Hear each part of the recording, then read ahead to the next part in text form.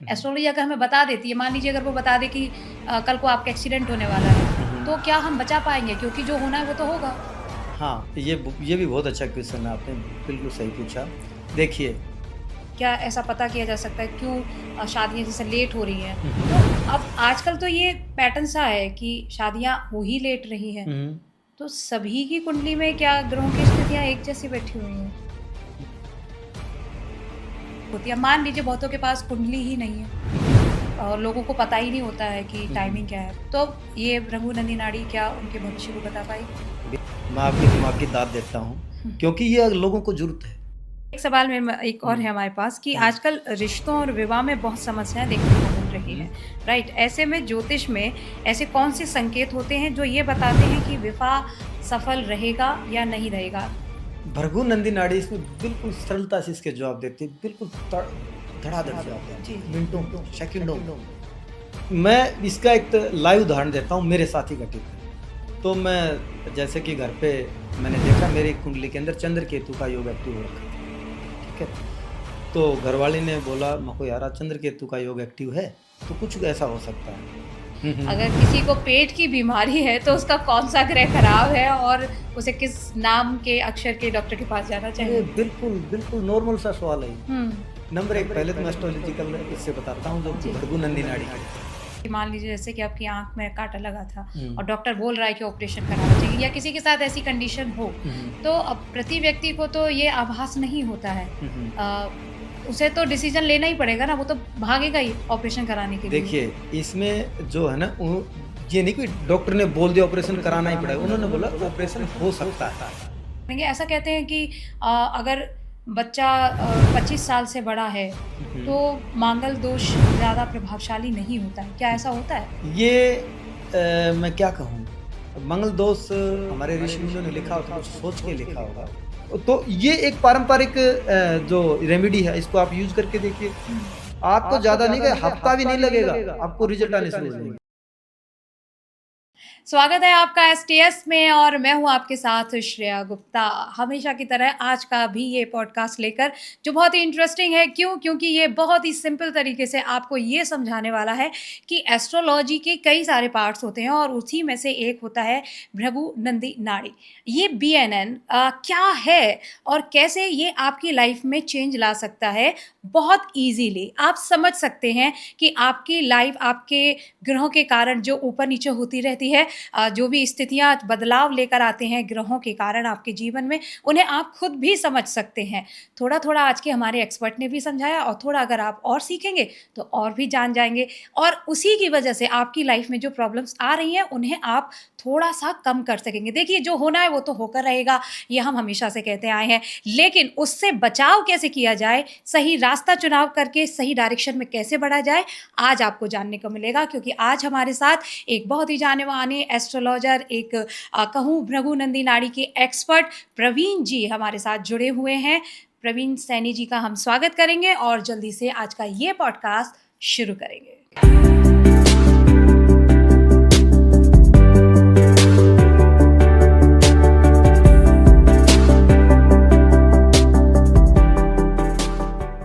स्वागत है सर आपका एसटीएस में। आज एक ऐसा पॉडकास्ट हम आपके साथ करने जा रहे हैं जो बहुत ही नॉर्मल मैं कहूँ या बहुत शायद लोगों को लगे बहुत साधारण है, लेकिन ये साधारणता कैसे लोगों की लाइफ चेंज करेगी आज के ये पॉडकास्ट में हम हुँ। जानेंगे। तो प्रवीण जी आपका फिर से मैं स्वागत करूँगी और सबसे पहले मैं ये जानना चाहूँगी क्योंकि आप एक्सपर्टीज़ रखते हैं रघु नंदी नाड़ी में, हुँ, राइट? हुँ। तो ये बीएनएन है क्या चीज़? क्योंकि मैंने भी पहली बार ये शब्द सुना है और एस्ट्रोलॉजी में से निकला हुआ है। क्या है ये? सबसे पहले मैं आपका धन्यवाद करूँगा आपके स्टूडियो में बुलाने का। हुँ, तो मैं जो भृगु नंदी नाड़ी पे थोड़ा-सा अपने मतानुसार, अपनी बुद्धि अनुसार प्रकाश डालूँगा। जो पहली बात तो भृगु नंदी नाड़ी है क्या? हुँ, जो हमारे जो पूर्वज जो हमारे जो उस ज़माने के जो ऋषि-मुनि थे, आज के ज़माने के अनुसार उनको साइंटिस्ट कह सकते हैं। हुँ, तो उन्होंने पास्ट, प्रेज़ेंट और फ्यूचर को देखने की कुछ विधाएँ उन्होंने रचित की यानी कि लिखी। तो आने वाले समय में लोगों को फ्यूचर की ज़रूरत होगी, कैसे अपने उसको देखेंगे, हुँ, भई हमारे को फ्यूचर में क्या करना है, करियर को कैसे डिसाइड करना, ये सभी विधाएँ के उसके अंदर वो चीज़ें दी गई हैं, भी कैसे देखना हुँ, है। लेकिन भृगु नंदी नाड़ी है, इसमें कैसे काम करती है? जो भृगु ऋषि और नंदी जो ऋषि थे उन्होंने मिलके इसको बनाया, और इनके ऊपर जो काम किया डॉक्टर आर जी राव ने, उन्होंने बहुत ज़बरदस्त तरीके से इनको अच्छे तरीके से एक्सप्लेन किया, और उन्हीं के मेथड को हम आगे बढ़ा रहे हैं। अच्छा। तो ये इसलिए कि ये सरल है, हम्म बिल्कुल स्टिक है, हम्म ये जो प्लेनेट के कारक तत्वों पे काम करती है। तो आप इसको ऐसे कैसे, इतना सरल है कि जैसे मैं आपसे पूछूं 2 और 2 तो आप सीधा सा जवाब देंगे 4 है, 4 है। अगर उसको 2, उसको फिर ब्रैकेट में फिर उसको माइनस प्लस ऐसे करके तो उसका उत्तर आपको नहीं मिलेगा। तो भृगु नंदी नाड़ी 2 और 2 4 है। 2 का अर्थ है कि आपने जैसे कि किसी भी प्लेनेट के कारक तत्वों को उठाया, वीनस को उठाया, आगे उसके जो भी प्लेनेट रखा उसके कारक तत्वों को मिलाया, आपके रिजल्ट प्रेडिक्शन आ जाएगी। तो भृगु नंदी नाड़ी इतनी आसान है, और इनकी जो प्रेडिक्शन है बिल्कुल स्टिक है, और पढ़ने में उसमें भी ठीक है। तो भृगु नंदी नाड़ी आज के ज़माने के हिसाब से बहुत अच्छा काम कर रही है। तो वैदिक जो ज्योतिष है उससे ये कितना अलग है और कितना ज़्यादा, अगर हम कहें कि ये ज़्यादा इम्पोर्टेंट है, वो ज़्यादा एक्यूरेट नहीं है? देखिए, सबसे पहले तो मैं आपको ये बताना चाहूँगा, जो वैदिक जो ज्योतिष है, जो पारंपरिक जिसको बोलते हैं, वो सभी जितनी भी जो विधाएं हैं वो उन्हीं से निकली हुई है। लेकिन उन्होंने, हमारे जो ऋषि मुनियों ने उनको अच्छे से लिखा, लेकिन आने वाले जो समय में जो आज के जो ज्योतिषाचार्य हैं वो वो इंटरप्रेट उनको अच्छी तरीके से नहीं कर पाए। ये नहीं कह रहा कि वहाँ पे प्रेडिक्शन नहीं है, लेकिन उनके अंदर कैलकुलेशन बहुत है, बहुत डीपली उनको करना पड़ता। उसके बाद में भी जो उनकी जो प्रेडिक्शनें आती हैं वो कमज़ोर होती हैं। अच्छा। लेकिन भृगु नंदी नाड़ी के अंदर आप जो प्रेडिक्शन करते हैं वो बिल्कुल 15 सेकंड में कर सकते हैं। 15 सेकंड? बिल्कुल। कुछ भी आप, कोई भी, जैसे कि कुछ भी पूछना चाहेंगे तो मुझे कोई भी ऐसा कोई इवेंट पूछो, या फिर मैं बताऊँ जिसके बारे में आप पूछना चाहें, मैं आपको 15 सेकंड तो बहुत ज़्यादा है, बताओ। ओके, तो इसको तो मैं पूछूंगी आगे, लेकिन मेरे मन में भी क्योंकि सवाल आते हैं अपने आप को, क्योंकि हर कोई चाहता है कि मेरा फ्यूचर या मुझे वो पता लग जाए जो मैं चाहता हूँ करना, और वो होगा या नहीं होगा इन फ्यूचर। देखिए, अगर मान लो मैं पीसी में बताऊं, मान लो आपने मेरे से पूछा आगे बताइए जी शादी कब होगी मेरी, एक बात है, तो न तो हमारे को D9 देखना, न लगना देखना, न 7वें का लॉर्ड, न 7वें की दशा देखनी, कुछ नहीं देखना, नो कैलकुलेशन। सिर्फ मार्स वीनस को देखना है। जब भी मार्स वीनस ट्रांजिट के ऊपर, यानी कि आकाश में दोनों इकट्ठे होंगे, धरती पे दोनों मार्स वीनस की शादी हो जाएगी। कितनी देर लगेगी? खाली मार्स वीनस के देखना है, उसकी कंडीशन को देखना, वो कहाँ पे हैं और कब वो ट्रांजिट के ऊपर आ रहे हैं, और जैसे ही वो उसके ऊपर गोचर करेंगे शादी हो जाएगी। अच्छा, इतना आसान है। ओके। अच्छा, तो जैसे कि आपने कहा कि ये आसान है, और जिस तरह से हम आपको देख रहे हैं तो आपका जीवन भी हमें ऐसा लगता है कि बहुत ही सरल स्वभाव के आप व्यक्तित्व हैं। तो क्या यही कारण था कि आपने इसका चुनाव किया, या क्या, कैसे शुरू हुई है यात्रा? देखिए, ये क्योंकि जो मैं जो बिलोंग करता हूँ एक गांव से, छोटे से गांव, जहाँ पे आज भी जो प्रकृति का सब कुछ है, वहाँ पे पहाड़ हैं, जंगल हैं, तो वहाँ से बिलोंग करता हूँ। तो ये हमारे मतलब दर पीढ़ी दर आती जा रही है। अच्छा। जो मैंने जो शिक्षा ली वो भी मेरे जो गुरुजी थे ट्रेडिशनल थे, यानी कि पारंपरिक गुरुजी जो होते हैं ना, जैसे गुरुकुल के अंदर शिक्षा देते हैं, उस तरीके से मैंने इस शिक्षा को हासिल किया। आजकल जो मैं मानता हूँ कि राहु का ज़माना है, ये पॉडकास्ट वगैरह वगैरह, ये जो भी आजकल मीडिया वगैरह वगैरह चल रहा है, इसमें हम भी लिप्त हैं, आ रहे हैं। क्योंकि हमारा मोटिव ये नहीं कि हम इसको प्रोफेशनली करें। हमारा मोटिव ये है कि भाई जो हम नॉलेज जानते हैं, जो हमारे को पिछले जन्म से ऋषि मुनियों से मिली है, तो हम इसको आगे बढ़ाएं। आगे बढ़ाएंगे तो उसके लिए हमारे को लोगों को जुड़ना पड़ेगा। अगर मान लो मेरे पास विदा और मैं उसको छुपा के बैठा रहूं तो किसको क्या पता चलेगा? जब लोगों को पता चलेगा जब ही तो मेरे पास आएंगे सीखने के लिए। तो उस पारंपरिक तरीके से मैं पढ़ा। उसके बाद में मैंने बहुत सी विधाओं पे, जैसे पहले मैंने वैदिक पे किया, नक्षत्र नाड़ी पे किया, बहुत सी विधाओं को मैंने ली। लेकिन जब भृगु नंदी नाड़ी के ऊपर आया तो इनको मैंने देखा, इनकी प्रेडिक्शन अच्छी थी, टाइम बिल्कुल कम था और कैलकुलेशन कम थी। और मज़े की बात बताऊं, इसको सीखने के लिए किसी को बहुत सारा ढेरों यानी कि नॉलेज लेने की जरूरत नहीं है। आप किसी को जीरो से स्टार्ट कर सकते हैं। जीरो मीन्स क्या? आपको सिर्फ 9 ग्रह का पता होना चाहिए, सिर्फ 9 चीज़ याद करनी है और 12 राशियाँ, और वहीं से होते हैं। पहले दिन से आपको प्रेडिक्शन करना स्टार्ट कर सकते हैं। पहले दिन आप ये बता पाएंगे आपकी ज़िंदगी में ये चल रहा है। अच्छा, आओ। अब हाँ। ये इतना सरल है जैसे कि, और क्योंकि आपने इसका चुनाव किया, अब आप चाहते हैं कि ये विद्या सबके सामने आए और इसका सभी अधिक लाभ ले सके। तो जैसा कि आपने कहा कि इसको सीखना बहुत आसान है, तो क्या वाक़ई ऐसा होता है कि कोई भी विद्या 2 दिन या 3 दिन में, क्योंकि आजकल ऐसा देखने मिल रहा है कि लोग कोर्सेज़ कर रहे हैं, 2-2 3-3 दिन में ज्योतिषाचार्य हो जा रहे हैं। तो क्या ऐसा संभव होता है कि क्या ज्योतिष या इस एस्ट्रोलॉजी की विद्या को 2-3 दिन में सीखा जा सकता है? नहीं, ये मैं आपको बताऊँगा। 2-3 दिन के अंदर जैसे आप ज़ीरो से स्टार्ट करते हैं, हुँ, तो जब हमारे ज़माने में जब हम सीखते थे, तो वहाँ पे लंबे समय तक गुरुजियों की सेवा करनी पड़ती थी, जो एक गुरुकुल का सिस्टम में होता था ना, उस तरीके से। तो उनको एक-एक चीज़ को सीखना होता था। आपको ग्रह देखने, राशि देखने, उनके कारक तत्व, जो भी उसकी पूरा एक प्रोसेस होता था। लेकिन इसके अंदर क्या है, वो तो हम सीख के आए। इसमें हमारे को क्या, जैसे ही आप आएँगे, तो आपने जो भी राशि और ग्रह का नाम याद कर लिया। उसके बाद क्या होगा, उसके बाद में आपको पहले दिन, मान लो मैं ये बताऊँ, जैसे कि आपका मून 11वें घर में है, ठीक है? तो हम जैसे प्रत्येक ग्रह को पढ़ाते हैं हाउस वाइज, तो आप मून 11वें घर में है तो आपकी माताजी बीमार रहेगी। अच्छा। तो ये पहले दिन हम ये सिखाएंगे, मान लो ग्रह को हाउस वाइज। तो उसमें आपको क्या देखना है, क्या कैलकुलेशन करनी है, मून को 11वें घर के अंदर देखना है, देखते आप बता दो आपकी माँ बीमार है। अच्छा। लेकिन प्रॉपर जो उसको कोर्स करने के लिए कोई ज़्यादा नहीं है, 2-3 महीने का टाइम लगता है। अच्छा। बेसिक से लेकर एडवांस तक उसी में आ जाता है, सब कुछ उसके अंदर है।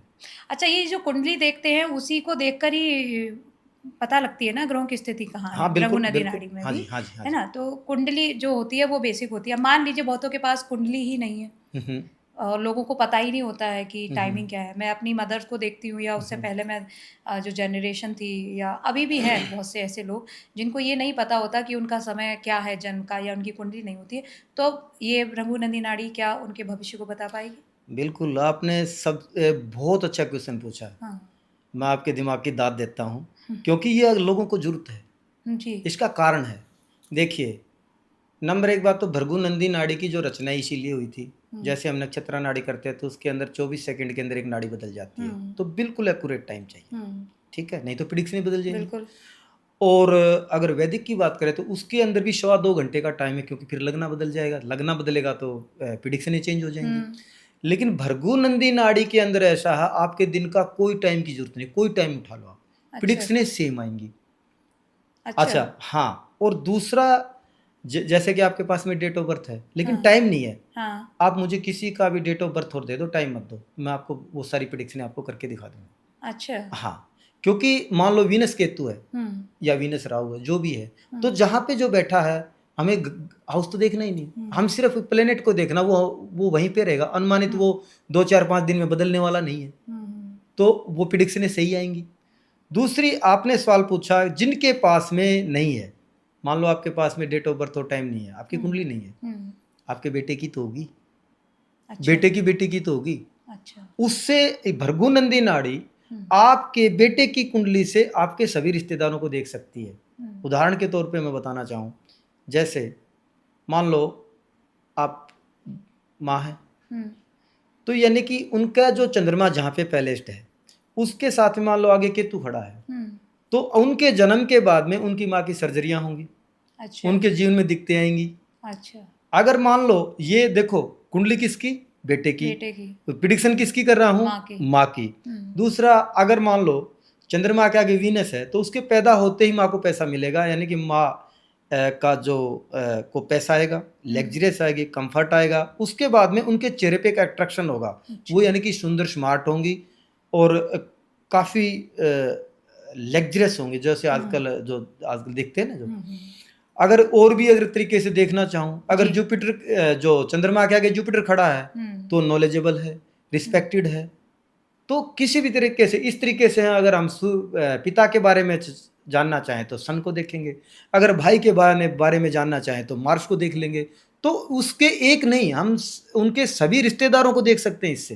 अच्छा, तो मतलब ये बड़ी आपने पॉइंट की बात बताई है कि ऐसा ज़रूरी नहीं है कि चार्ट हमारे पास हो, अगर हमारे बच्चों का चार्ट है तो उससे माँ-बाप की पता लगाया जा सकता है, बिल्कुल, राइट? बिल्कुल। किसी एक का भी चार्ट मिल जाए अगर फैमिली में, तो उससे भृगु नदी नाड़ी के बिल्कुल, ज़रिए आपके आपकी उसकी माँ का, पापा हम्म का, भाई का, हम्म और आने वाली उसकी बीवी कैसी होगी ये भी अच्छा, पता ये चले, भी उसके पता लग बच्चे जाएगा कैसे होंगे वो भी पता चल ऑब्वियसली। जाएगा। बिल्कुल पता चल जाएगा। लेकिन एक बात मुझे भी कई बार ऐसे मन में ख्याल आता है कि हम्म कहते हैं कि भविष्य के गर्भ में क्या छुपा है ये कोई नहीं जानता, हम्म राइट?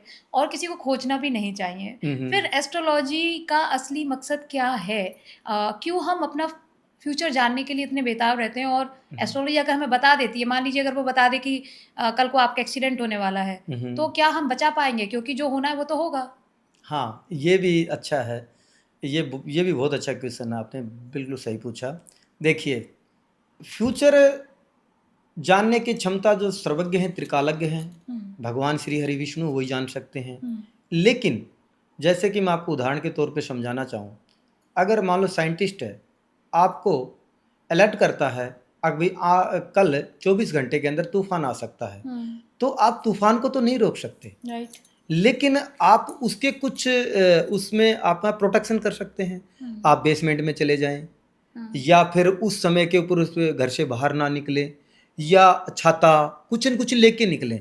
हम उस तूफान को नहीं रोकेंगे, लेकिन अपने आप को प्रोटेक्ट कर सकते हैं। उसी प्रकार से ये हमारी ज्योतिष विद्या काम करती है। ठीक है, अगर भाई हम उस भविष्य को नहीं रोक सकते, लेकिन उसके इन्फ्लुएंस को कम या ज़्यादा कर सकते हैं।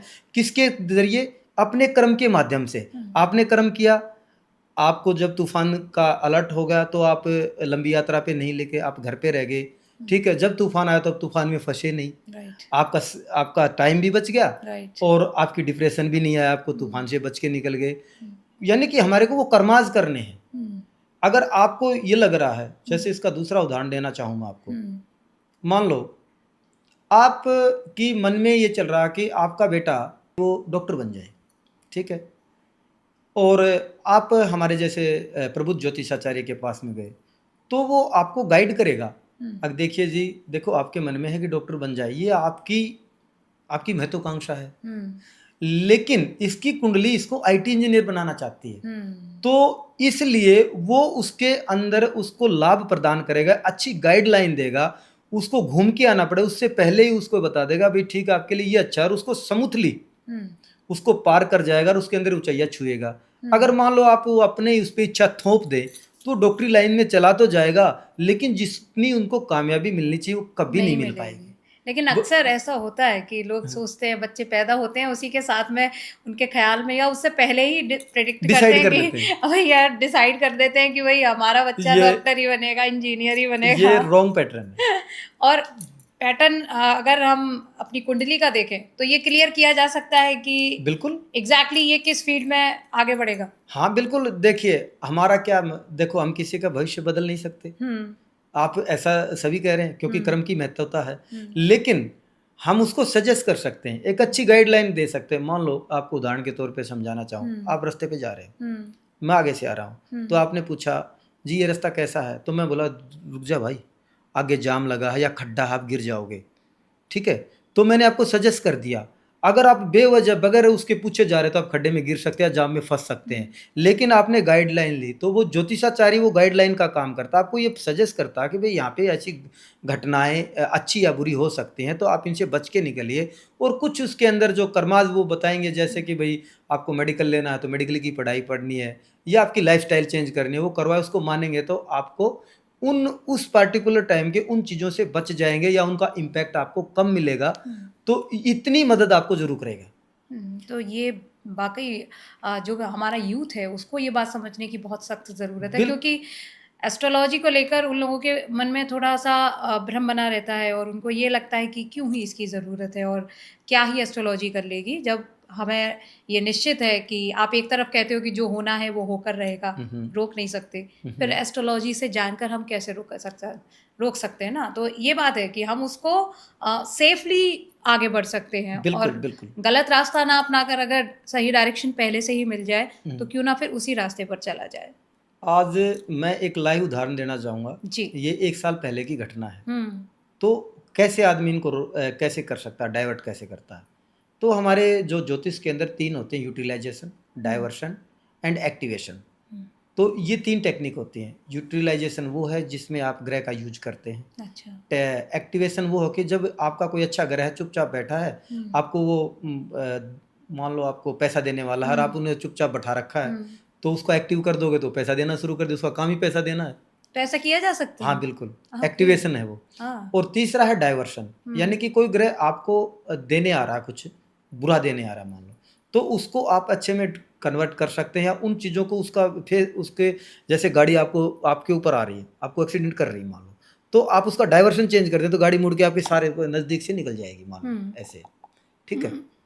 तो अगर मान लो वो हो गया, मैं इसका एक लाइव उदाहरण देता हूँ, मेरे साथ ही घटित है। तो मैं जैसे कि घर पे मैंने देखा मेरी कुंडली के अंदर चंद्र केतु का योग एक्टिव हो रखा था, ठीक है। तो घरवाली ने बोला मको यार आज चंद्र केतु का योग एक्टिव है तो कुछ ऐसा हो सकता है, तो हो सकता है कि पानी गिरे रास्ते में, क्योंकि या फिर जो मैं एक सीड्स उगाने जा रहा था तो वो बीज ना उगे, या फिर मेरे को कुछ और कोई दिक्कत हो जाए। तो चंद्रमा हमारी कुंडली के अंदर लेफ्ट आई होता है, अच्छा। और केतु होता है एक शार्पनेस, एक धारदार चीज, ठीक है। ओके। तो मैं खेत में गया तो जो कांटा है ना वो मेरी लेफ्ट आई में चुभ गया, इस आँख के अंदर। अच्छा। हाँ, तो मुझे पता था भाई कुछ न कुछ होगा, तो मैंने तुरंत, भाई सीधी बात है मेडिकल की सहायता लेनी चाहिए। तो मैं डॉक्टर के पास में गया तो मेरी आँख बंद थी, तो मैंने जैसे कि आप जैसे किसी साथी को बोला, मैं बोल भाई मेरे को ये बताइए ग्रह कहाँ पे है, तो उन्होंने मेरे को बताया और सजेस्ट किया, क्योंकि उसकी रेमेडी के लिए मुझे वो डॉक्टर चूज करना था जो मेरे को ठीक कर दे। अच्छा। तो मैंने डॉक्टर को चूज किया बंसल, बी से बंसल आई केयर। अच्छा। तो अगर वो डॉक्टर के उन्होंने मेरे को चेकअप किया, उन्होंने आपको देखा, ने बोला जी यहाँ पे हमारे पास में सुविधाएं नहीं है, आप दिल्ली या जयपुर जाइए, आपकी जो रेटिना है 2 हिस्सों में बट गया, हाँ तो आपको ऑपरेशन कराना पड़ेगा, इसमें 1-2 लाख रुपए खर्चा लगेगा। तो मैं बोला डॉक्टर, क्योंकि एक हमारा हरियाणवी टोन है और गाँवली है, मैं बोला डॉक्टर साहब आपका काम है इलाज करना, आप मुझे ठीक कर देंगे, आप इसका काम आप इलाज करना। बोलो ठीक है भाई, मैं 2 दिन की दवाइयाँ दे देता हूँ, 2-3 दिन की आप इसको लेना। तो उन्होंने मेरे को दवाई दे दी, मैं घर पे आ गया। तो मैंने देखा अब चंद्रमा पैसे मांग रहा है। अच्छा। भाई चंद्रमा सीधी सी बात है ना, चंद्रमा खराब, उसको पैसे चाहिए, एक्सपेंडिचर मांग रहा है। तो मैंने तुरंत ऑर्डर किया, भाई गाँव में एसी वेसी कम होते हैं, तो मैं बोला भाई हमारे घर में एक एसी ला दे। अच्छा। हाँ हमारे घर पे एक एसी ला दे। उन्होंने एसी लगा दिया, चंद्रमा का यूटिलाइज डाइवर्शन हो गया। अच्छा। तो जैसे ही एसी लगा तो पहले दिन वो लगा नहीं पाया, दूसरे दिन उन्होंने लगा दिया। रात को 12 बजे के बाद मुझे नींद आ गई। मैं सुबह उठा, बिल्कुल आँख बिल्कुल सही, और मैं बोला मेरी ठीक हो गई। मैं उसी डॉक्टर के पास गया, जाना था तीसरे दिन मुझे, तो उस डॉक्टर ने ऐसे आँख को चेक किया, बोला कमाल हो गया, ऐसे बोल रहा है वो डॉक्टर, बोला कमाल हो गया। बोला कैसे मौजी, बोले यार मैं डॉक्टर, मुझे कॉन्फिडेंस नहीं था, आपको इतना कॉन्फिडेंस, मैं ठीक कर दूंगा। और मजे की बात तो नुबला जी आपकी आंख ठीक हो गई, ये लो 1 हफ्ते की दवाई और आपकी आंख ठीक हो गई, आपको ऑपरेशन कराने की जरूरत नहीं है। मात्र 2300 रुपये में मेरी आंख, और ये आंख रही मेरे सामने। अगर कोई ये बता दे वो मेरे पास बिल भी पड़े हैं घर पे। और इतना इस मतलब आंख में तो कांटा चुभा, चंद्र केतु का योग एक्टिव है, लेकिन आप एक अच्छा डॉक्टर चूज कर सकते हैं, एक जो आपको ठीक करेगा और उसका डाइवर्शन कर सकते हैं। यानी कि कुछ हद तक मैं ये नहीं कह रहा कि सभी कर सकते हैं, लेकिन आपको एक अच्छी गाइडलाइन वहां से मिल सकती है। लेकिन इसमें कई लोग ये भी सवाल कर सकते हैं कि मान लीजिए जैसे कि आपकी आंख में कांटा लगा था और डॉक्टर बोल रहा है कि ऑपरेशन कराना चाहिए, या किसी के साथ ऐसी कंडीशन हो, तो अब प्रति व्यक्ति को तो ये आभास नहीं होता है, उसे तो डिसीजन लेना ही पड़ेगा ना, वो तो भागेगा ही ऑपरेशन कराने के लिए। देखिए इसमें जो है ना, ये नहीं कि डॉक्टर ने बोल दिया ऑपरेशन कराना ही पड़ेगा, उन्होंने बोला ऑपरेशन हो सकता है। अच्छा। उन्होंने बोला था ऑपरेशन हो सकता है, मैं तो यानी कि उसको बचाया जा सकता है। भाई मैं दवाई देके ना आपको प्रयास करूंगा अगर ये ठीक हो जाए, लेकिन ऐसा अगर डॉक्टर ये बोल रहा है ऑपरेशन होगा ही हो तो ऑपरेट करा लेना चाहिए, लेकिन किससे, ये यहाँ पे मदद करेगा। अच्छा। यहाँ पे मदद करेगा कौन डॉक्टर आपको ठीक कर सकता है, कौन सा हॉस्पिटल, उसका नाम क्या है। अच्छा। हाँ, जैसे कि मैंने बी को ही क्यों लिया, हाँ, ये भी तो एक बात है ना, बी को ही क्यों लिया, क्योंकि मेरा चंद्रमा खराब था उस समय पे, और अल्फाबेट के अंदर जो बी जो अल्फाबेट है वो चंद्रमा को प्रेजेंट करता है। अच्छा। तो मेरी आंख खराब है, तो जो आंख का जो इलाज कर रहा है उसका चंद्रमा बहुत अच्छा है, तो जिसका चंद्रमा खराब उसको ठीक कौन करेगा? जिसका चंद्रमा अच्छा अच्छा है। है। हाँ, अब मान लो आपको कोई हड्डियों की दिक्कत आ गई, हाँ, तो हड्डियों की दिक्कत आ गई तो यानी कि हड्डियों का जो कारक है सूर्य है। हाँ। जब सूर्य जब कारक है तो यानी कि मेरा सूर्य खराब हो गया, किसी का भी होगा जिसकी हड्डियां में कोई दिक्कत है, हुँ, तो उसको ठीक कौन करेगा? वो डॉक्टर ठीक करेगा जिसका सूर्य बहुत अच्छा है। ओके। और 60-70% तक या 80% तक उनके जो नाम होंगे ना ए से शुरू होंगे, आप चेक कर लेना अपने उसमें। अच्छा। या तो उस हॉस्पिटल का नाम ए से होगा या उस डॉक्टर का ही नाम ए होगा, डे से शुरू होगा, आदित्य हो सकता है और कुछ हो सकता है, जो भी है। तो इस प्रकार से हम कम से कम उन चीज़ों को चूज कर सकते हैं कि भाई हमें कौन सा डॉक्टर हमारी मदद करेगा, कौन सा पुशअप करेगा हमारे लिए, कौन सही है। ओह! तो जैसे हमारे पास में ऑप्शन हो, अगर ऑप्शन नहीं है तो हमारे पास जाना ही है, हमारे को उसके पास जाना ही है। अब आपने ऑप्शन की बात की है और मैं ये ज़रूर चाहूँगी यहाँ पर आपसे बीच में जानना कि मान लीजिए कि जो हमारे जो व्यूअर्स हैं, कई व्यूअर्स होंगे, एक कॉमन बहुत बड़ी प्रॉब्लम होती है पेट की। अगर किसी को पेट की बीमारी है तो उसका कौन-सा ग्रह खराब है और उसे किस नाम के अक्षर के डॉक्टर के पास जाना अरे चाहिए? बिल्कुल, बिल्कुल नॉर्मल सा सवाल है ये। हुँ, नंबर 1 पहले तो मैं एस्ट्रोलॉजिकल उससे बताता हूँ जो जी। भृगु नंदी नाड़ी की तरह से। हुँ, यदि आपकी कुंडली के अंदर कहीं भी मंगल पेट का कारक है, अच्छा। मंगल अगर आपका खराब है तो पेट में दिक्कत हो, क्योंकि मंगल अगर की एनर्जी बढ़ेगी तो एसिड बनना, फायर मतलब फायरी प्लेनेट है ना, अच्छा। तो फायर को बढ़ाएगा। फायर बढ़ाएगा। क्या है? पेट की एसिड है। हुँ, जलन होना, डाइजेशन, उसके साथ अलग अलग प्लेनेट जुड़ेंगे। जैसे कि भाई डाइजेशन किसी का तो कमजोर है, हुँ, तो कमजोर है तो यानी कि ठंडापन है, सैटर्न जुड़ जाएगा। अगर फायरी है तो जो एसिड बनेगा तो मंगल राहु जुड़ जाएगा। अगर उसके पेट में कुछ जैसे कि पेन होना, हुँ, चुभन होना, या फिर वहाँ पे इन्फेक्शन, कट लग जाना, तो वो मंगल केतु का योग होता है। अच्छा। हाँ, तो वो आराम से देख सकते हैं। ठीक है। अगर मंगल जिसका खराब है, हुँ, अच्छा कौन करेगा? जिसका मंगल अच्छा होगा। जिसका मंगल अच्छा है। जी। तो तकरीबन जो डॉक्टर जो आते हैं वो मंगल से आते हैं। हुँ, तो आप जो भी डॉक्टर होगा वो जिसका मंगल अच्छा होगा वही डॉक्टर बन सकता है, क्योंकि मंगल फिजिकल बॉडी है। ओके। हाँ, तो जिसका भी कुंडली में मंगल होगा तो यानी कि ऑफ कोर्स जिसका मंगल अच्छा वही तो डॉक्टर बना। ओके, तो मतलब हाँ, सा किसी भी डॉक्टर से जा बात कर सकते हैं। हाँ, उसकी मैं कुछ और सिम्टम बता देता हूँ। जी, इसके मैं उपाय भी बताऊंगा जो 90% तक ठीक भी होगा। जी। देखिए, इसमें हम ये नहीं कहना चाहेंगे कि देखो डॉक्टर की सलाह बहुत ज़रूरी है। डॉक्टर की सलाह करें, लेकिन फिर भी आप डॉक्टर के साथ में, मान लो डॉक्टर आपको बता रहा कि भाई आपका ये करना है, तो उसके साथ में अपना और उसमें जैसे कि खान पान सही से करना, योगा, मेडिटेशन, तो वो जल्दी इम्प्रूव करेगा। तो अच्छा। हमारी जो चीज़ें हैं, जो ज्योतिष ये कहता है, आप डॉक्टर की सलाह के साथ में हमारी चीज़ें और उसके अंदर इंक्लूड करें तो आपको रिजल्ट बेटर आएंगे बेटर आएँगे। और जल्दी आएंगे। बिल्कुल। हाँ, तो इसमें आपको मैं बताना चाहूँगा जिसका मंगल खराब है हुँ, वो सिग्नेचर के नीचे अंडरलाइन लगाएंगे। अच्छा। हाँ, और उनका पेट खराब होगा, हुँ, जमीन से रिलेटेड दिखते हैं, मान लो प्रॉपर्टी में कोई इशू आ रहे हैं तो उनको वो चीज़ें दिखाई देंगे। भाई से झगड़ा बढ़ रहा है, पार्टनर उनको धोखा दे रहा है, तो कौन सा पार्टनर? बिजनेस पार्टनर की बात कर रहा हूँ। जी। तो उनको ये अंडरलाइन लगाएंगे। अगर आप ऑफकोर्स सी बात है वो अंडरलाइन हटा ले, या फिर जो वो जो अल्फाबेट है ओ, वो बीच से काटेंगे, कोई भी देख लेना। अच्छा, ये उनकी आदत होगी कि वो ऐसा ही हाँ, करेंगे। अगर वो उसको ठीक कर लेंगे तो आराम मिलेगा। अच्छा। हाँ, अगर आपको हम और भी तरीके से बताना चाहें, हुँ, जैसे कि मान लो आपको ये दिक्कतें आ रही हैं, हुँ, तो आप उसको कैसे करें? नॉर्मल सा उपाय बताता हूँ, बिल्कुल नॉर्मल, और कोई करके देख लेना। हुँ, बहुत ज़्यादा है। देखो हमारे जो भी जो रेमेडियाँ होती हैं ना पारंपरिक है, हुँ, क्योंकि हमारे ऋषि मुनियों ने उनको बड़े अच्छे से डिजाइन किया। जी। मंगल को भूमिपुत्र कहा गया है। हुँ, तो आप साल्टों में देखेंगे तो कुछ जो एसिड वगैरह वगैरह की दवाई है ना उसके अंदर कुछ ऐसी लगेगा जैसे कोई मिट्टी जैसी एक स्मेल सी आएगी उनके अंदर, अच्छा। जो दवाइयाँ होती हैं उनके अंदर। हुँ, तो यदि आपके पेट में दिखते हैं तो आप नीचे बैठ के खाना खाना शुरू कर दो, अच्छा। क्योंकि ये हमारी सनातनी परंपरा रही है। हम नीचे बैठ के खाना क्यों खाते थे? क्योंकि उसका एक कारण था। उस जमाने के जो पुराने जमाने का डाइजेशन सिस्टम देखो और उनकी हेल्थ देखो, उनका पेट कितना अच्छा रहता था, क्योंकि वो नीचे बैठ के खाना खाते थे। आजकल हमारा स्टेटस हो गया डाइनिंग टेबल पे खा रहे हैं, बेड के ऊपर खा रहे हैं, तो इसलिए हमारे पेट की दिक्कतें बढ़ती जा रही हैं। अगर आप नीचे बैठ के खाना खाना शुरू कर दो, आपके एक्सपेंडिचर, हम्म, बेवजह के खर्चे, हम्म, पेट की दिक्कतें, जमीन के इशू आपके समाप्त हो जाएंगे। अच्छा, मतलब कुछ हद तक कंट्रोल हो जाएंगे, कुछ हद तक नहीं, बहुत हद तक। हम्म।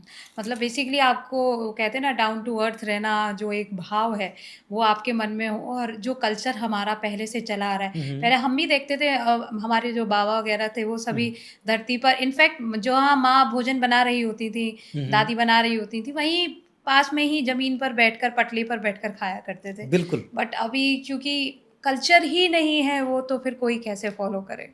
देखिए, आप इसको कुछ पाने के लिए कुछ खोना पड़ता है। हम्म, भाई आप जरूरी थोड़ी है भी कल्चर ऐसा कि हमें भाई शादी विवाह में बैठ के जाए खा दें। अपने घर पे है तो घर पे कुछ नीचे चटाई वटाई बिछा के करें, उसमें अच्छा रहेगा, आपको जी, गुस्सा भी कम आएगा।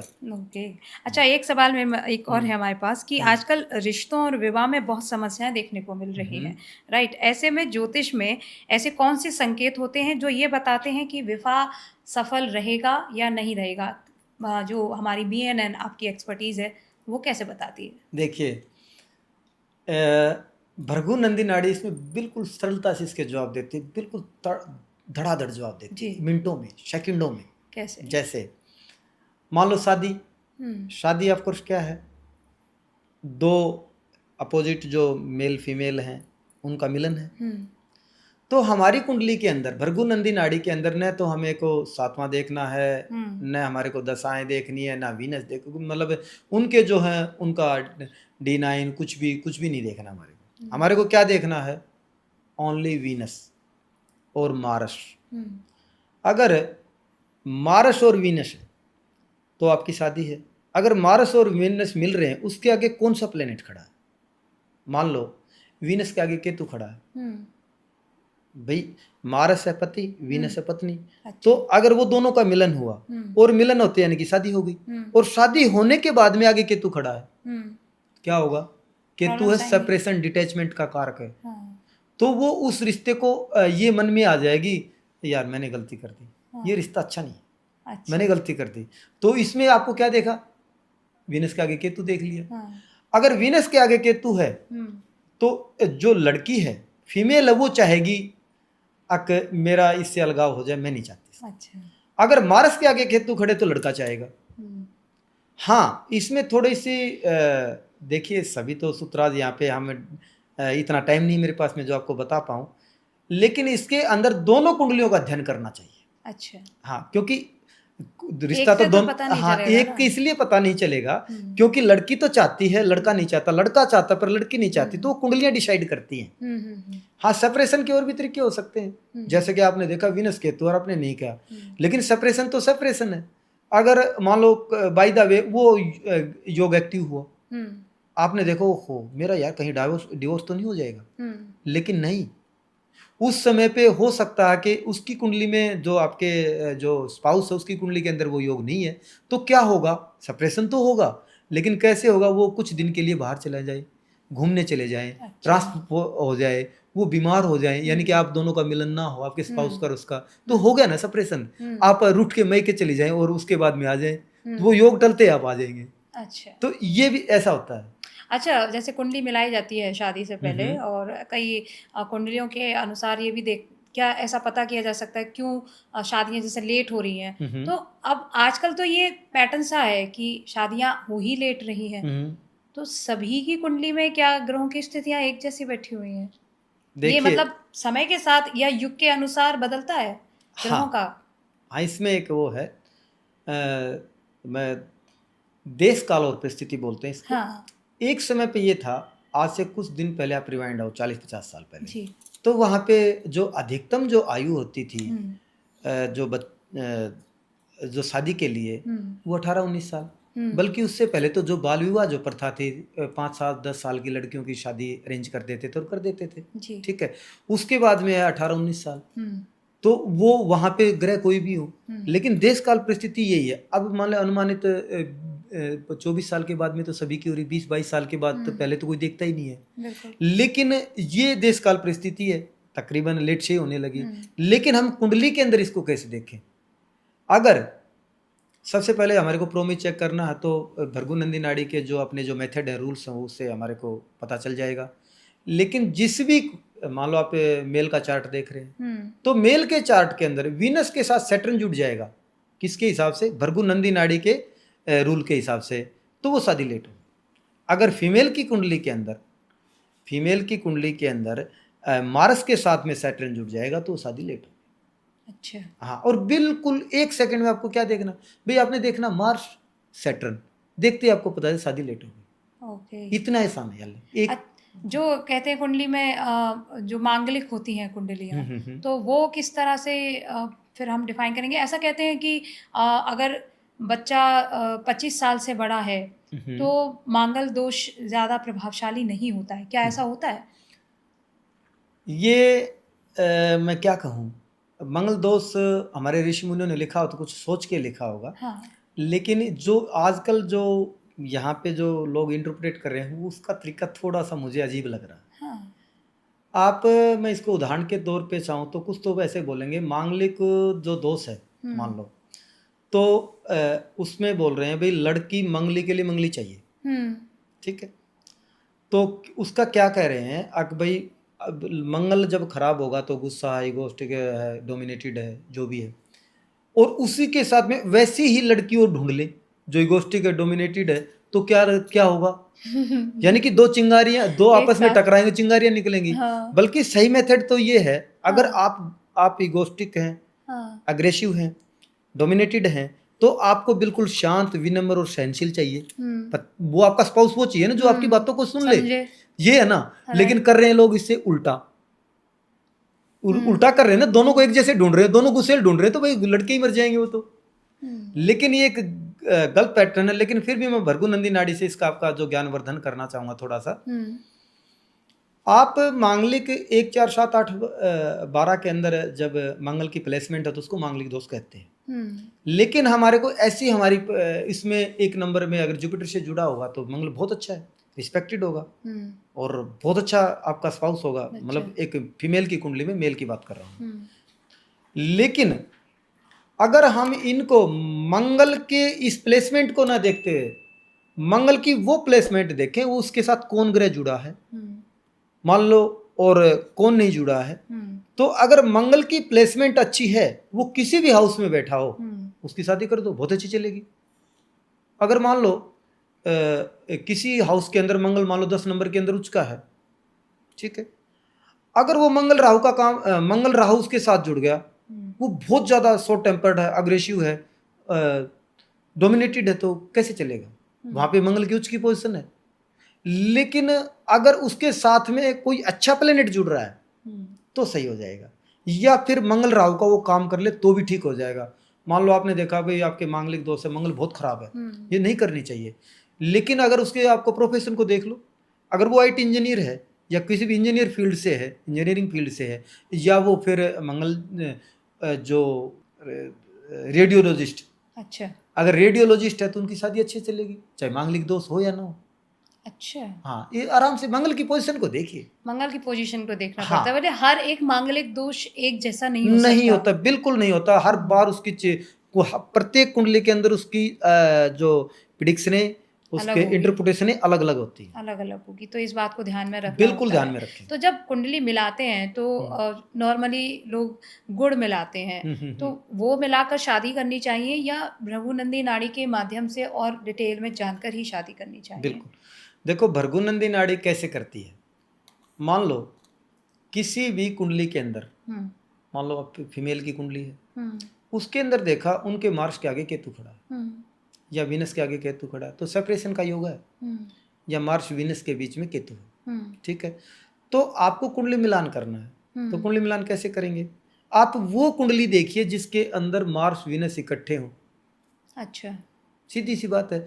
वो अगर कुछ उनसे गलतियां होंगी तो वो उनको मैनेज कर लेगा, ठीक तो है। मतलब ये चीज देखनी चाहिए, ये हाँ, भृगुनंदी नाड़ी के अकॉर्डिंग जो कंडीशंस है, बिल्कुल उनकी जो दोनों ग्रह की प्लेसमेंट देखनी चाहिए।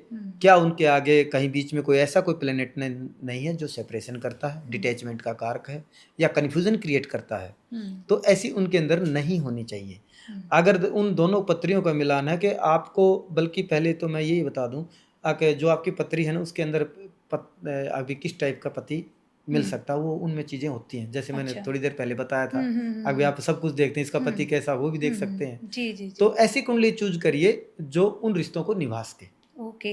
लेकिन यूजली तो लोग, जैसे मैंने पहले भी कहा कि मंगली है तो मंगली ही व्यक्ति को ढूंढते हैं, लेकिन अगर मंगली भी है तो भी अंदर क्या प्लेसमेंट है ग्रहों हाँ, की, वो एक बार को देखी जा सकती है और फिर डिसाइड बिल्कुल, की जा अगर सकती है। मांगलिक है तो अगर मंगल की पोजीशन है अच्छी स्थिति में है तो आप कर दीजिए, कोई दिक्कत नहीं है। ओके। तंत्र मंत्र विद्या जो होती है एक, ये बहुत ज्यादा लोगों की आजकल प्रभावशाली हो गई है। ऐसा लग रहा है कि लोगों की जिंदगी शायद तंत्र विद्या से ही ग्रस्त हो गई है। बहुत लोगों के ऊपर ये प्रॉब्लम है। तो क्या ये भी कुंडली बताती है और इससे बचाव के रास्ते हो सकते हैं? बिल्कुल। हम्म देखिए, आप तंत्र मंत्र के ऊपर बहुत सी चीज़ें देख चुके हैं, तो उनके बारे में आपको मुझे ज़्यादा एलाबोरेट करने की ज़रूरत नहीं है। अगर हम कुंडली के अंदर कैसे देखें, जब तंत्र है एक मतलब एक साइकोलॉजिकल डर है ना, भय है ना, तो हमारा वो साइकोलॉजिकल भय क्या है? चंद्रमा हमारी कुंडली के अंदर। अच्छा। और 8वां घर है तंत्र मंत्र का, और प्लेनेट है राहु। जब चंद्रमा की प्लेसमेंट राहु के साथ हो, 6ठे या 8वें घर के अंदर हो, या फिर शनि, चंद्रमा है मन और शनि है गहरा काला और दबाव, उस पे फोर्स है।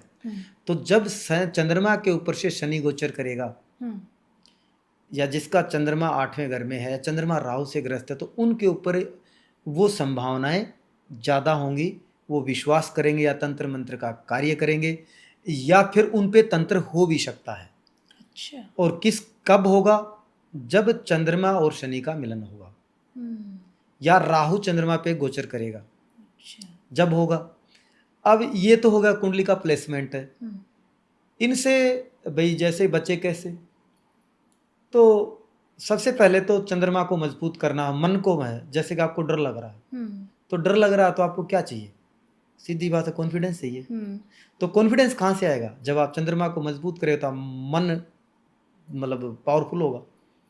तो चंद्रमा के कुछ उपाय करें, और कुछ जो रेमेडियाँ जो हैं, जैसे कि मैं 98 में नाथ पंथ का शिक्षा दीक्षा ली, तो वहाँ से लगातार नाथ पंथ की शिक्षा दीक्षाएँ लेने के बाद में उनके ऊपर जो वो भी जो तंत्र यानी कि वो शरीर को समझते हैं तंत्र। अच्छा।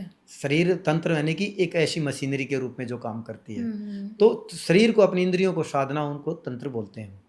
हमारा जो नाथ पंथ है, अच्छा। वो मेडिटेशन करता है। अच्छा। तो उनके अंदर बाबा गोरखनाथ ने करीबन हजारों हजार साबर मंत्रास दिए हैं। तो उनके अंदर कुछ जो मंत्र हैं वो है रक्षा कवच, प्रोटेक्शन मंत्र। तो उन मंत्रों का प्रयोग करके आप उनका जैसे ही प्रयोग करेंगे तो वो चीज़ें आउट हो जाएंगी।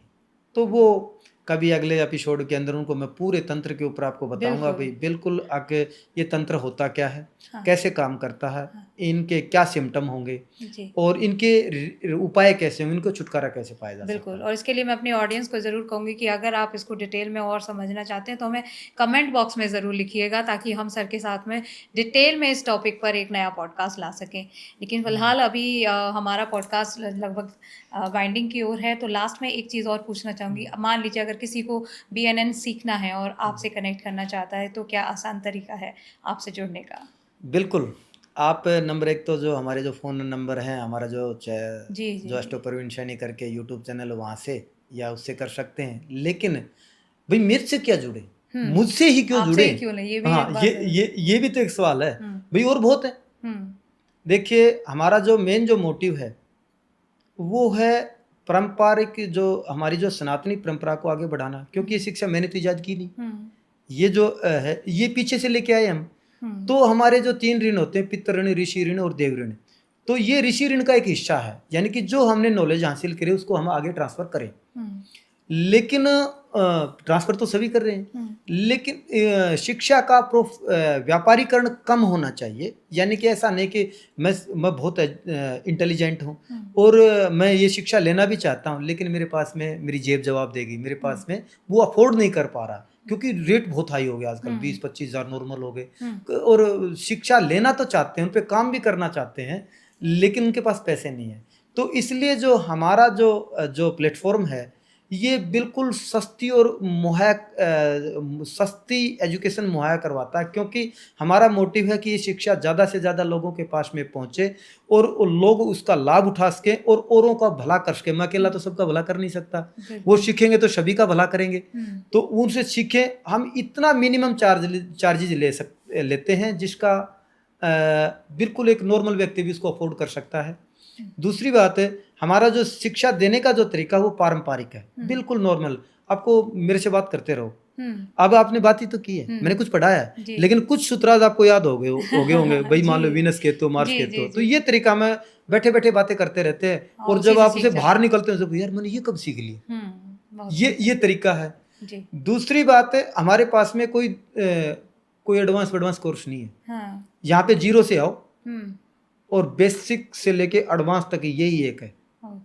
और इसका जो रेमेडियल पार्ट है इतना जबरदस्त है कि पारंपरिक तरीके से हम रेमेडियाँ ईजाद करते हैं। जैसे कि हमारे जो एक आपने फोटो देखी होगी माँ दुर्गा के, जो एक फोटो, उसके आगे हनुमान जी झंडा उठा के चल रहे हैं, पीछे जो भैरवनाथ जी एक कटा हुआ सर लेके रख रहे हैं। मान लो मैंने थोड़ी देर पहले बताया था मंगल केतु है, तो मंगल केतु सप्रेशन करता है, या तो आपके शरीर में सर्जरी एक्सीडेंट देगा, या आपके अगर फीमेल की है तो पति से टकराव बढ़ाएगा। ठीक है, तो वो क्या कह रही है, हमारी जो सनातनी परंपरा क्या कह रही है, मारस, यानी कि जो हनुमान जी कौन है, मारस है, और झंडा कौन है, केतु है। अच्छा, मार्स केतु का योग हो गया। अब उसको मार्स केतु का योग फलित होना है तो क्या करें, हनुमान जी के मंदिर में जाके झंडा चढ़ा दो। अच्छा, हो गया ना मार्स केतु योग। तो ये एक पारंपरिक जो रेमेडी है, इसको आप यूज करके देखिए, आपको ज्यादा नहीं, हफ्ता भी नहीं लगेगा, आपको रिजल्ट आने शुरू हो जाएंगे। ओके, तो क्या बदलाव मिलेगा जीवन में? आपके जो टकराव कम हो जाएंगे, जो आपको बार बार चोटें लग रही हैं, अच्छा, जो सर्जरियां हो रही है रुक जाएंगी। हाँ, मतलब कुछ हद तक बहुत रहेगा। जो जमीन के इश्यूज हैं, जो आपकी कानूनी कार्रवाई चल रही है, उनमें भी राहत मिलेगी, बिल्कुल राहत मिलेगी। ओके, तो इन चीज़ों को हमें ज़रूर फॉलो, मुझे तो बिलीव है और इसीलिए मैं इस विषय पर चर्चा करती हूँ और अच्छा लगता है, हर बार कुछ नया जानने को मिलता है। आज भी आपसे बहुत कुछ जानने और समझने को मिला मुझे। मैं आपको 2-4 मिनट और आपको बताना चाहूँ जी, जैसे कि हमारे जो वैसे टाइम कम रहा हमारे पास में, नहीं तो मैं वास्तु के ऊपर भी प्रकाश डालता। अच्छा, बड़ा वास्तु चिल्ला रहे हैं आजकल, वास्तु की जो रेमेडियां हैं, हाँ, वो हैं, तो सही मायने में वास्तु के ऊपर मैं पूरा एक कभी पॉडकास्ट मतलब करना चाहूँगा। फिर बहुत बहुत शुक्रिया सर हमारे साथ जुड़ने के लिए और ये तमाम नॉलेज STS के मंच पर देने के लिए, शुक्रिया। तो आज हमने जाना कि किस तरह से जो ग्रहों की प्लेसमेंट होती है, हमें सिर्फ उसे समझना है और हम BNN को समझ जाएंगे। और हालांकि आपको समझने की आवश्यकता अगर है मन में, जैसा कि सर ने बताया, तो आप उनसे सीख भी सकते हैं, लेकिन अगर आप किसी एक्सपर्ट्स के ज़रिए आप ये जान लें कि आपके ग्रहों की स्थिति क्या है और अगर कुछ लाइफ में बुरा होने वाला है तो उससे आप बच सकते हैं। पहले से आपको जब चीज़ें पता होती हैं, भले ही भविष्य में जो होने वाला है उसे आप रोक नहीं सकते, लेकिन उससे बचाव किया जा सकता है और इसीलिए एस्ट्रोलॉजी आपकी हेल्प करती है। बहरहाल आज का ये पॉडकास्ट आपको कैसा लगा है, आपको नॉलेज किस टाइप से पसंद आई है, और जैसा कि सर ने कहा था कि एक और पॉडकास्ट हम उनके साथ में लेकर आएंगे, उस सब्जेक्ट पर आप उनको सुनना चाहते हैं तो मुझे कमेंट में ज़रूर बताना। आज का ये पॉडकास्ट कैसा लगा ये भी मुझे कमेंट में बता दो। अगर अभी तक सब्सक्राइब नहीं किया है तो मैं फिर से कहूँगी, कर लो चैनल को सब्सक्राइब और जो बेल आइकन का बटन है उसे भी टैप कर लो, ताकि जब ये पॉडकास्ट आए तो आपको टाइमली नोटिफिकेशन मिले और आप उसे देख सको, आपसे मिस ना हो जाए। हमारी बहुत मेहनत होती है एक एक पॉडकास्ट के पीछे, हमारी मेहनत बेकार ना जाए उसके लिए आपका प्यार बहुत ज़रूरी है। एक लाइक ज़रूरी है, कर दीजिए, शेयर कर दीजिए, और जो यहाँ पर हमारे सोशल मीडिया हैंडल्स दिए हैं आप वहाँ पर हमें फॉलो कीजिए, तमाम अपडेट्स आपको वहाँ मिलते रहते हैं। और सर के साथ कनेक्ट करना चाहते हैं तो डिस्क्रिप्शन बॉक्स में उनका नंबर दिया गया है, आप वहाँ से उनसे कनेक्ट कर सकते हैं। बहरहाल जाने का वक्त है, अभी जाऊंगी, फिर मिलेंगे एक और नए पॉडकास्ट में। तब तक के लिए खुश रहिए, मस्त रहिए, खुद से प्यार करते रहिए और कहते रहिए थैंक यू, राधे।